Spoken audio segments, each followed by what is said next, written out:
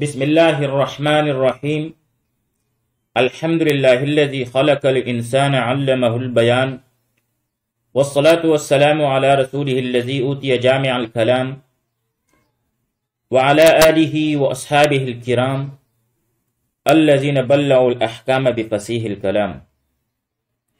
آج دروس البلاغہ میں ہمارا 17 نمبر سبق ہے۔ اس سے پہلے سبق میں ہم حمزہ استفہام کے بارے میں پڑھ چکے تھے، اور آج کی سبق میں ہم بقیہ حروف استفہام کے بارے میں پڑھیں گے۔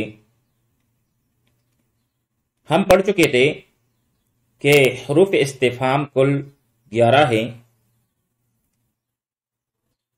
جن میں سے ہم حمزہ کے متعلق پڑھ چکے تھے، اور باقی جو ہیں حل، ما، من، متا، ایانا، کیفا، اینا، انا، کم اور ایون کے بارے میں آج پڑھیں گے۔ آئیے سبق کی طرف بڑھتے ہیں۔ وَحَلْ لِطَلَبِ التَّصْدِيقِ فقط، اور حل جو ہے یہ صرف تصدیق کے طلب کرنے کے لیے آتا ہے، یعنی دوسرا ادات استفہام یعنی حل جو ہے اس کے ذریعے سے تصدیق کے بارے میں سوال کیا جاتا ہے، صرف تصدیق کے بارے میں، جبکہ اس سے پہلے ہم پڑھ چکے تھے کہ حمزہ جو ہے حمزہ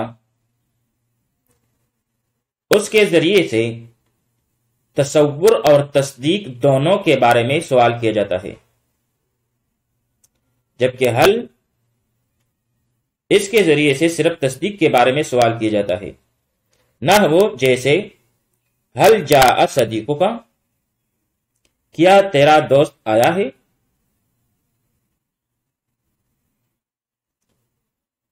تو یہاں پر یہ طلبی تصدیق کے لیے استعمال ہوا ہے، اور اس لیے آگے فرماتے ہیں والجواب نعم او لا،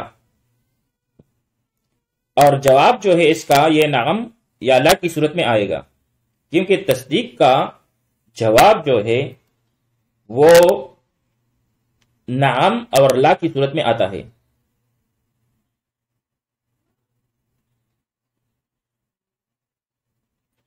پھر آگے فرماتے ہیں وَلِذَا يَمْتَنِعُ، اس لیے ممنوع ہے، ممتنع ہے، مَعَہَا اس کے ساتھ ذکر المعادل، معادل کو ذکر کرنا، اس لیے اس کے ساتھ معادل کا ذکر کرنا ممنوع ہے۔ فَلَا يُقَالُ، لہذا نہیں کہا جائے گا حَلْ جَاءَ صَدِيقُكَ أَمْ عَدُوُّكَ، یہ کیا تمہارا دوست آیا ہے یا تمہارا دشمن؟ تو یہاں پر ام کا استعمال ہم نہیں کر سکتے، اور ام متصلہ کا اور معادل بھی ذکر کرنا یہ صحیح نہیں، کیونکہ معادل جو ہے وہ تو تصور کی طلب کے لیے استعمال ہوتا ہے، جہاں پر مفرد سے متعلق سوال کیا جاتا ہے۔ تو بھائی دوسرا ادات استفہام حل جو ہے یہ صرف اور صرف تصدیق کے لیے آتا ہے، یعنی وقوع نسبت یا عدم وقوع نسبت کی معرفت حاصل کرنے کے لیے آتا ہے۔ طلب تصور یعنی طلب مفرد کے لیے نہیں آتا، جیسے حل جاء صدیقک، تو یہاں پر صدیق کی مجیت جو ہے یہ ایک نسبت ہے، جاء کی نسبت ہوئی ہے صدیق کی طرف، جسے سائل جاننا چاہتا ہے، اور ظاہر ہے کہ جواب جو ہے اس کا یہ اثبات اور نفی ہی میں آئے گا۔ اس کا جواب جو ہے یہ یا تو اثبات یعنی نعم کی صورت میں، یا نفی یعنی لا کی صورت میں آئے گا۔ اسی وجہ سے ام متصلہ کے بعد اس کے ساتھ معادل کو ذکر کرنا جائز نہیں، چنانچہ حل جاء صدیقک ام عدوک یہ کہنا صحیح نہیں ہوگا، کیونکہ استفہام کے موقع پر واقع ہونے والے مفرد یعنی عدو کا واقع ہونا اس بات کی دلیل ہے یہ ام متصلہ ہو جائے گا، اور ام متصلہ جو ہے وہ تو دو مفردوں میں سے کسی ایک مفرد کی تعیین معلوم کرنے کے لیے آتا ہے، اور ایسی صورت میں اصل حکم کا معلوم ہونا ضروری ہے، تو اس سے یہ لازم آیا کہ یہ متکلم حکم اور نسبت کو جانتا ہے مگر صرف مفرد معلوم کرنا چاہتا ہے، جبکہ ہم پڑھ چکے کہ حل جو ہے طلب مفرد کے لیے نہیں آتا بلکہ طلب تصدیق یعنی نسبت اور حکم کو طلب کرنے کے لیے آتا ہے۔ نتیجہ یہ ہوا کہ اس متکلم نے حل کو طلب تصدیق کے لیے استعمال کیا جو اس کی اصل وضع یعنی طلب تصدیق کے خلاف ہے، لہذا حل جو ہے یہ صرف تصدیق کے لیے استعمال ہوتا ہے، اور جب تصدیق کے لیے استعمال ہوتا ہے تو اس میں معادل کو ذکر نہیں کیا جا سکتا، کیونکہ اس صورت میں معادل کو جب ذکر کریں گے تو ام متصلہ ہو جائے گا، جبکہ ام متصلہ جو ہے وہ تو دو مفردوں میں سے کسی ایک مفرد کی تعیین کے لیے آتا ہے، اور جب دو مفردوں میں سے کسی ایک مفرد کی تعیین کے لیے آتا ہے تو وہ تو تصور ہے، جبکہ حل جو کہ ہے ہم کہہ جو ہے کہ یہ تو تصدیق کے لیے آتا ہے، لہذا یہ مثال حل جاء صدیق کا ام عدو کا یہ جملہ یہ صحیح نہیں ہے۔ پھر آگے فرماتے ہیں وَحَلْ تُسَمَّى بَسِيطَةً، آگے حل کی دو قسمیں بیان کی جا رہی ہے کہ حل جو ہے کبھی بسیطہ ہوتا ہے، ان استفہم بہا جب اس کے ذریعے سے سوال کیا جاتا ہے عن وجود شیء فی نفسہ، فی نفسہ کسی چیز کے وجود کے بارے میں، یعنی حل کو بسیطہ کہیں گے اگر اس کے ذریعے سے فی نفسہ کسی چیز کے وجود کا سوال کیا جائے، نحو جیسے حل العنقاء موجودۃ، کیا عنقا موجود ہے؟ تو یہاں پر عنقا کی موجودگی کے بارے میں سوال کیا گیا ہے، تو اس حل کو ہم کہیں گے حل بسیطہ۔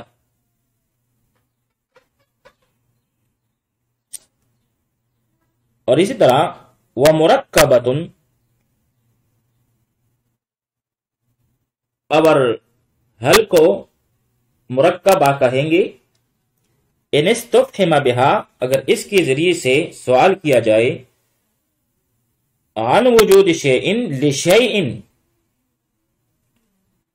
کسی شے کے لیے کسی شے کی وجود کا، یعنی حل کو مرکبہ کہیں گے اگر اس کے ذریعے سے کسی شے کے لیے کسی دوسرے شے کی وجود کا سوال کیا جائے، نحو جیسے حل تبید العنقاء او تفرح، کہ کیا عنقا انڈے دیتا ہے یا بچے جنتا ہے۔ تو یہاں پر حل کی دو قسمیں بیان فرمائی گئی، اسے سلائیڈ سے سمجھنے کی کوشش کرتے ہیں الگ سے۔ حل کی دو قسمیں ہیں، حل بسیطہ اور حل مرکبہ۔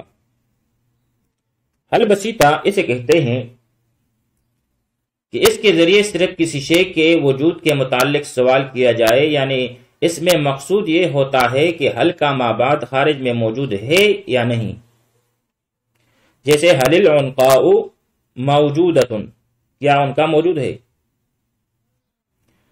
پھر اس کی پہچان کیا ہے؟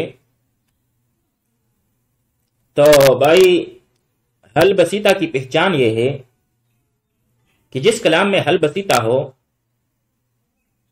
تو اس کا محمول افعال عامہ میں کوئی فعل ہوگا، اور افعال عامہ جو ہے وہ چار ہیں، کون، حصول، وجود اور ثبوت۔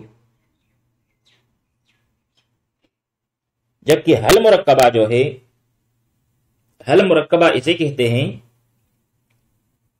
کہ اس کے ذریعے سے ایک چیز کا ثبوت دوسری چیز کے لیے ہونا دریافت کیا جائے کہ ایک چیز دوسری چیز کے لیے ثابت ہے یا نہیں. جیسے حل تبید العنقاء او تفر، کیا عنقاء جو ہے وہ انڈے دیتی ہے یا بچے. حل مرکبہ میں سائل کو حل کے مدہول کے وجود یا عدم وجود کا تو علم ہوتا ہے، لیکن اس کی صفت خاص کا حال معلوم کرنا ہوتا ہے.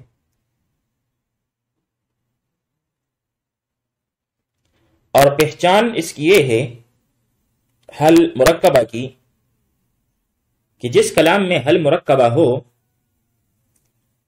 تو اس کا محمول افعال حادثہ میں کوئی فعل ہوگا، افعال عامہ میں سے نہیں ہوگا، جیسے اکل، شرب، قیام، قعود وغیرہ. تو یہاں پر مصنف نے حل کی دو قسمیں بیان فرمائی، ایک بسیطہ اور دوسرا مرکبہ. اگر بذات خود کسی چیز کے موجود ہونے یا نہ ہونے کے بارے میں سوال کیا جائے تو اس حل کو بسیطہ کہیں گے. جیسے کوئی کہے کہ حل العنقاء موجودۃ، یہ کہہ کر سوال کرے تو مطلب یہ ہوگا کہ یہ شخص خود فی نفسہ ہی عنقاء کے ذات کے موجود ہونے کے بارے میں سوال کرتا ہے کہ اس نام کا کوئی مسمى موجود بھی ہے یا نہیں. یا جیسے یہ پوچھا جائے حل الخل الوفی موجود،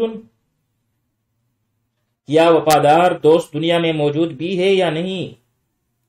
حل الخل الوفی موجود.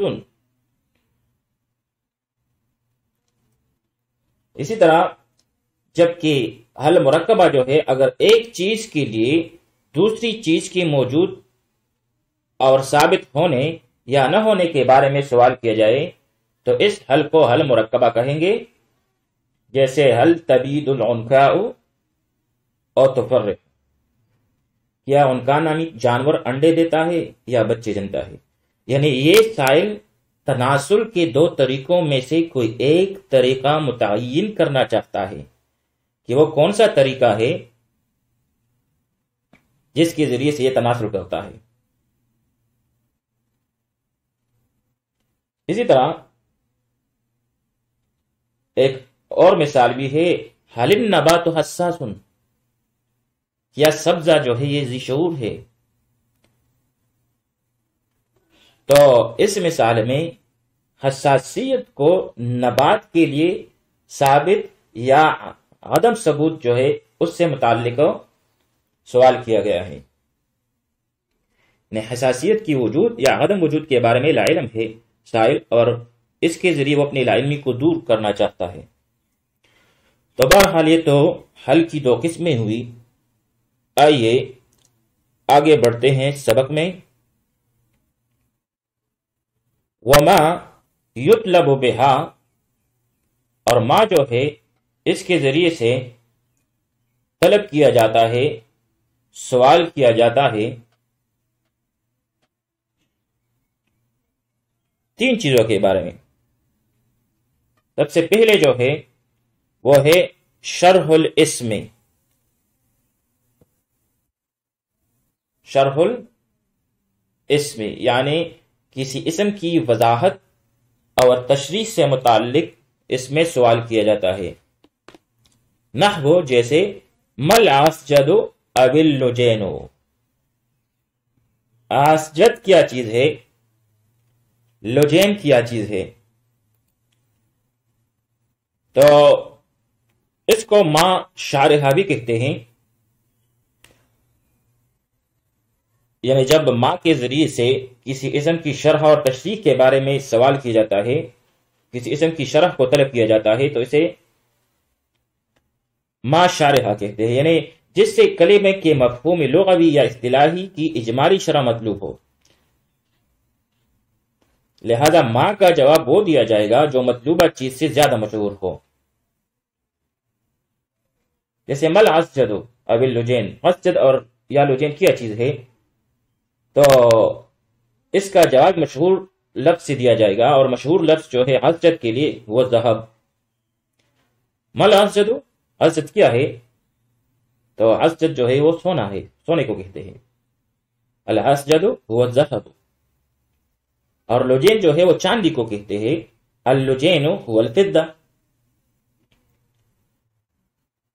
اسی طرح ما جو ہے اس کے ذریعے سے طلب کیا جاتا ہے او حقیقت المسمى، کسی مسمى کی حقیقت کے بارے میں، نحو مل انسانو، جیسے انسان کیا ہے۔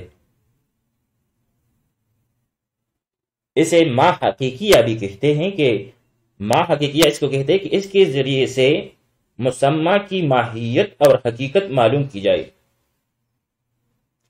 تو بھائی اس کا جواب جو ہے یہ ذاتیات میں لایا جائے گا، ذاتیات کو اس کے جواب میں لایا جائے گا، جیسے جنس، نوع، بسل، جو منطق کی کتابوں میں پڑھا جاتا ہے۔ جیسے مل انسانو، انسان کیا ہے؟ تو اصل میں اس سوال میں انسان کی حقیقت اور ماہیت کے بارے میں سوال کیا گیا ہے، تو جواب میں آئے گا حیوان ناطق مثلا۔ اسی طرح ایک ہے ما حالیہ، جس میں کسی مذکور چیز یا مسمى کی حالت اور صفت معلوم کی جاتی ہے، او حال المذکور معہا، یعنی ما کے ذریعے سے حال مذکور سے متعلق سوال کیا جاتا ہے، جیسے کقولک لقادم علیک، ایک شخص تمہارے پاس آتا ہے اور تم اسے کہتے ہو، اس سے پوچھتے ہو ما انتا، ما انتا، تمہارا کیا حال ہے؟ تو یہاں پر ما جو ہے یہ حال کی طلب کے لیے، یعنی حال سے متعلق سوال کے لیے استعمال ہوا ہے، یعنی کبھی ما کے ذریعے مسمى کی حقیقت و ماہیت کے علاوہ اس کی خاص صفت اور حالت بھی معلوم کی جاتی ہے۔ جیسے نامعلوم آنے والے آدمی سے پوچھا جائے ما انتا، یعنی تو اپنا حال بتا، یعنی تو کیسا ہے، عالم ہے یا جاہل ہے، اپنی صفت اور حالت بتا۔ تو یہاں صفت خاص معلوم کرنا مقصود ہے، حقیقت اور ماہیت معلوم کرنا مقصود نہیں ہے، اور نہ ہی تشریح مقصود ہے۔ تو بھائی ما جو ہے یہ 3 مقاصد کے لیے استعمال ہوتا ہے،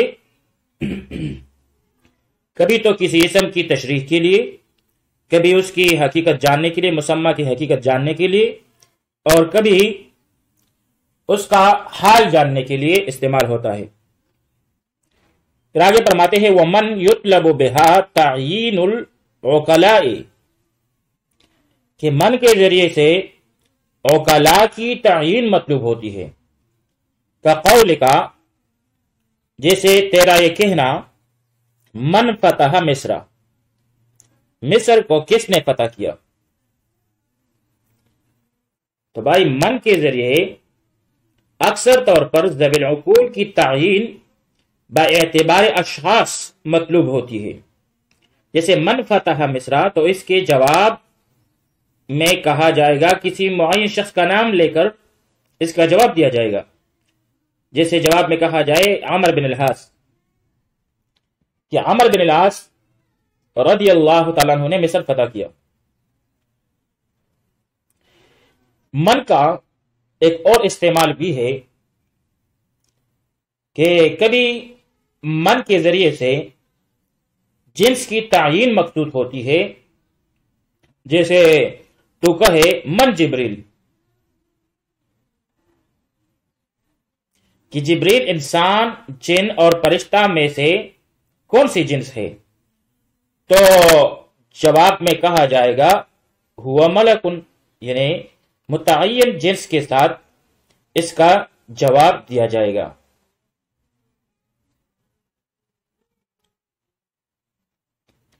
پھر آگے فرماتے ہیں وَمَتَا يُطْلَبُ بِهَا، اور متا کے ذریعے سے طلب کیا جاتا ہے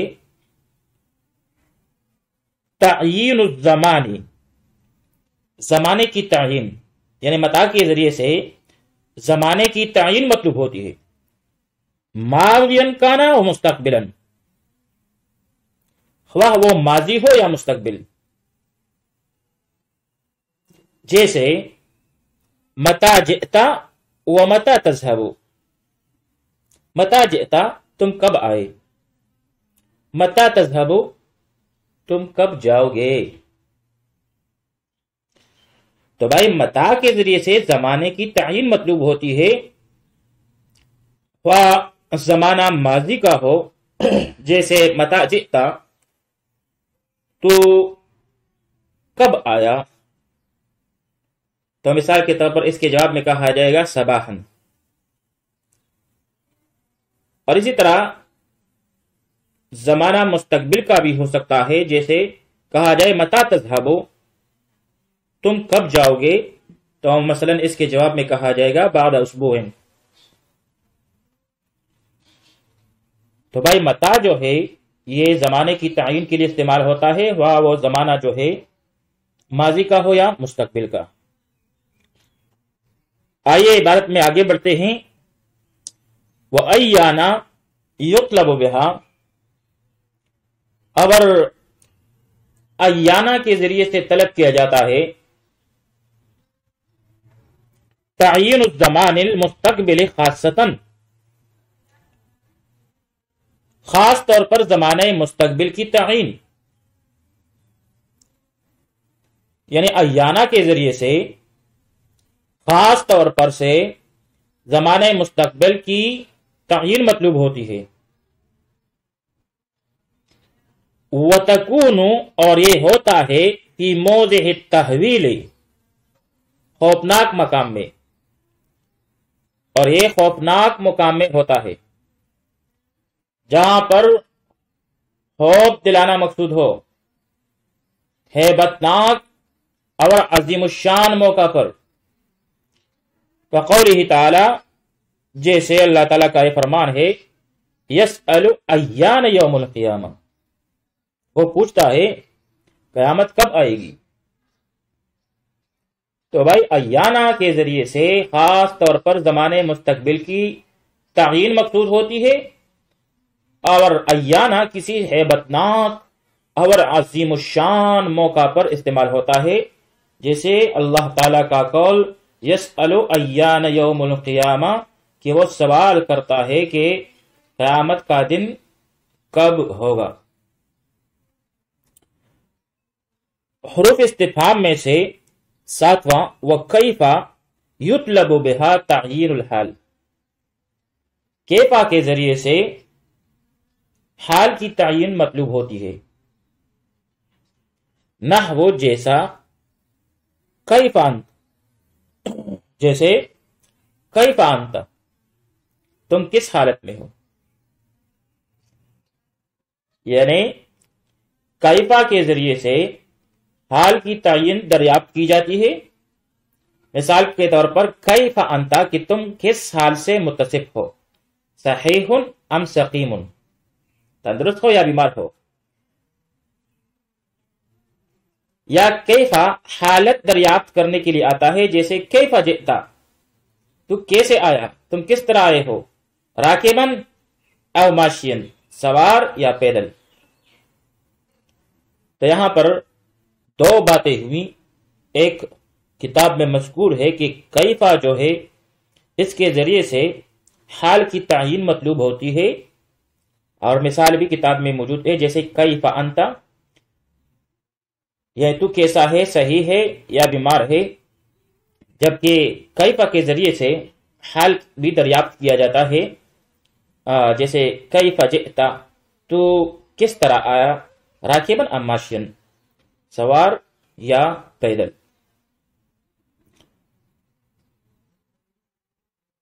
حروف استفہام میں سے آٹھواں وَأَيْنَ يُطْلَبُ بِهَا تَعْيِينُ الْمَكَانِ، آئینہ کے ذریعے سے جگہ کی تعین مقصود ہوتی ہے، اینا کے ذریعے سے جگہ کی تعین مطلوب ہوتی ہے، یعنی جگہ سے متعلق پوچھا جاتا ہے، سوال کیا جاتا ہے۔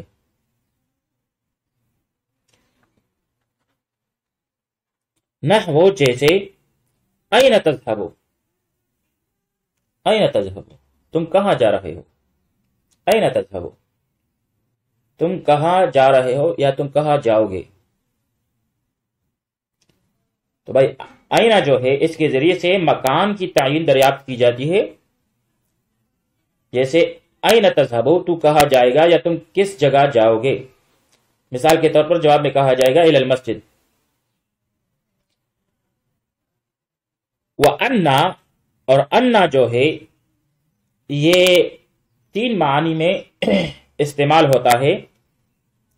وَأَنَّا تَكُونُ بِمَعنَى کیفا، اول یہ کہ انا جو ہے یہ کیفا کے معنی میں استعمال ہوتا ہے۔ نحو جیسے انا یحیی ھذہ اللہ بعد موتہا، اللہ تعالیٰ اس بستی کو اس کے مرے پیچھے کس کیفیت سے زندہ کریں گے؟ تو یہاں پر کیفا جو ہے یہ انا جو ہے یہ کیفا کے معنی میں ہے کہ کس طرح، کیسے زندہ کرے گا۔ انا یحیی ھذہ اللہ بعد موتہا، کہ اللہ اس بستی کو کیسے زندہ کرے گا بعد موتہا، اس کے مرے پیچھے، یعنی اس کے مرنے کے بعد۔ وَبِمَعنَى مِنْ أَيْنَ، اور کبھی انا جو ہے من اینا کے معانی میں بھی استعمال ہوتا ہے، یعنی کہاں سے، من اینا کہاں سے۔ نحو مثال کے طور پر یا مریم انا لکی ھذا، اے مریم علیہ السلام یہ بے موسم پل تمہارے پاس کہاں سے آئے؟ انا لکی ھذا، یا مریم انا لکی ھذا، من این لکی ھذا، اے مریم علیہ السلام کہاں سے تیرے پاس یہ بے موسم پل آیا۔ اور تیسرا معنی انا کا وہ ہے وبمعنی متا، اور کبھی یہ متا کے معنی میں بھی استعمال ہوتا ہے، جیسے زر انا شئتا، جب تیرا جی چاہے آؤ زیارت کرو۔ زر انا شئتا، جب تیرا جی چاہے آؤ۔ یا بعض کتابوں میں ہے زرنی انا شئتا، کہ جب تیرا جی چاہے میری زیارت کر۔ تو بھائی انا جو ہے یہ کبھی کیفا کے معنی میں استعمال ہوتا ہے، کبھی من اینا کے معنی میں، اور کبھی متا کے معنی میں۔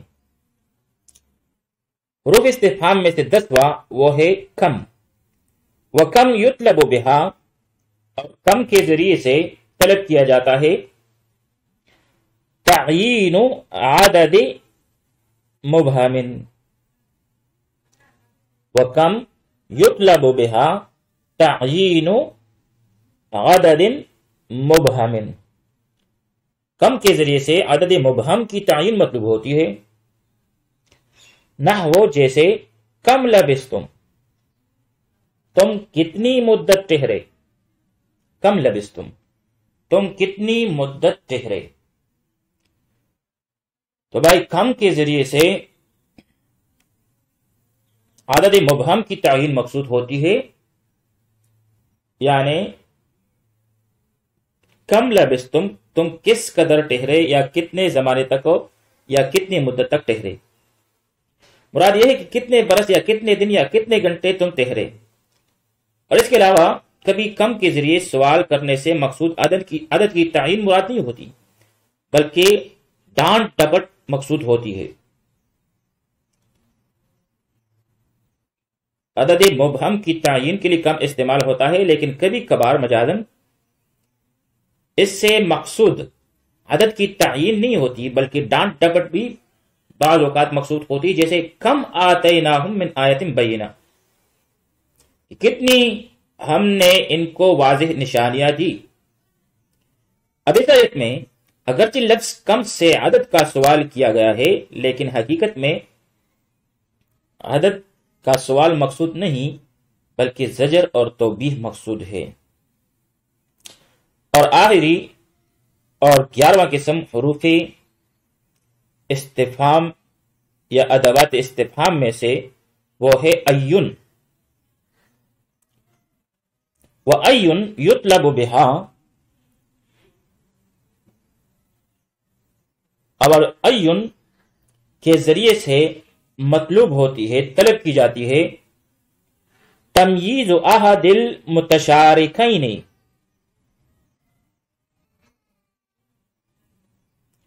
دو شریکوں میں سے ایک کی جدائی، ایک کی تمیز، فی امر یعمھا، کسی ایسی چیز میں جو ان دونوں کو شامل ہو۔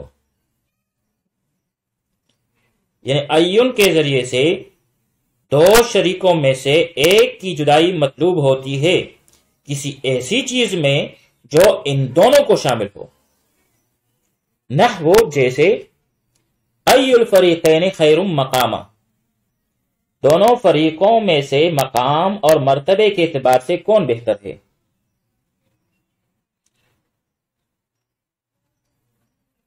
تو بھائی ایون کے ذریعے سے کسی امر عام میں شریک دو چیزوں میں سے ایک کی تعین مقصود ہوتی ہے۔ ای الفریقین، ان دونوں فریقوں میں سے ایک کو متعین کرو جو کہ مرتبہ اور مقام کے لحاظ سے بہتر ہو۔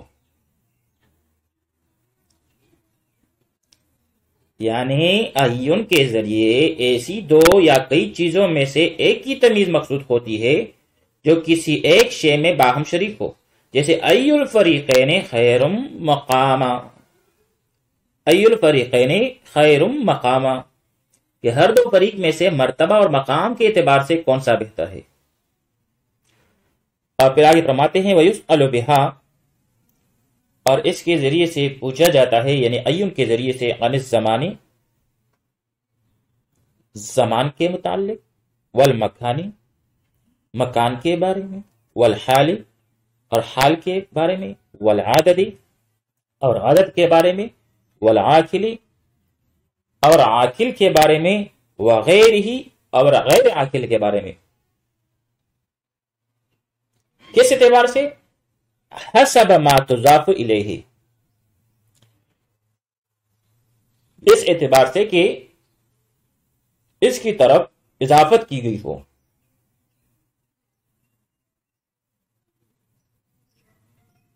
یعنی حسب اضافت سب کے بارے میں سوال کیا جائے گا،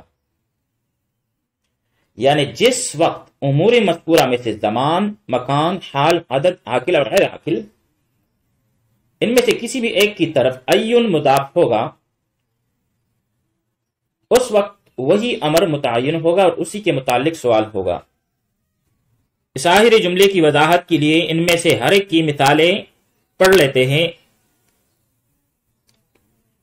زمان کی مثال جیسے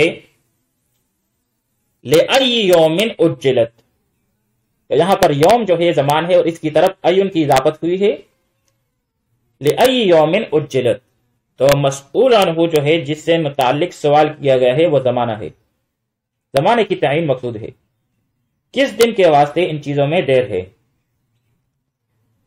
مکان کی مثال جیسے وَمَا تَدْرِي نَفْسٌ بِأَيِّ أَرْضٍ تَمُوتُ، کسی جی کو خبر نہیں کہ کس زمین میں مرے گا، تو یہاں پر ارض مکان ہے اور اس کی طرف ایون کی نسبت ہوئی ہے اور تعین مقصود ہے مکان کی۔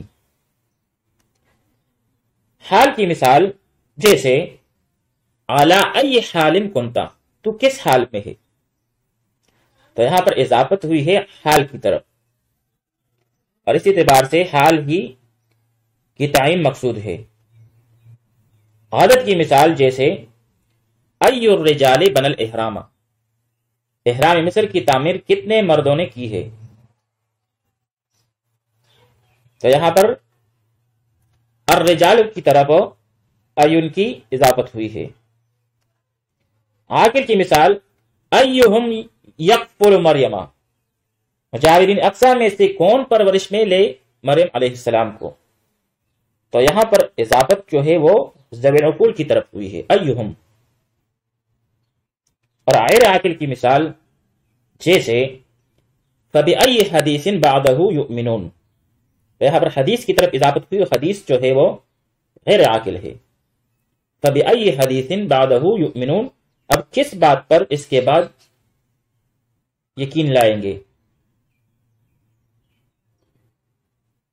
وصلی اللہ تعالی علی خیر خلقہ محمد وآلہ واصحابہ اجمعین۔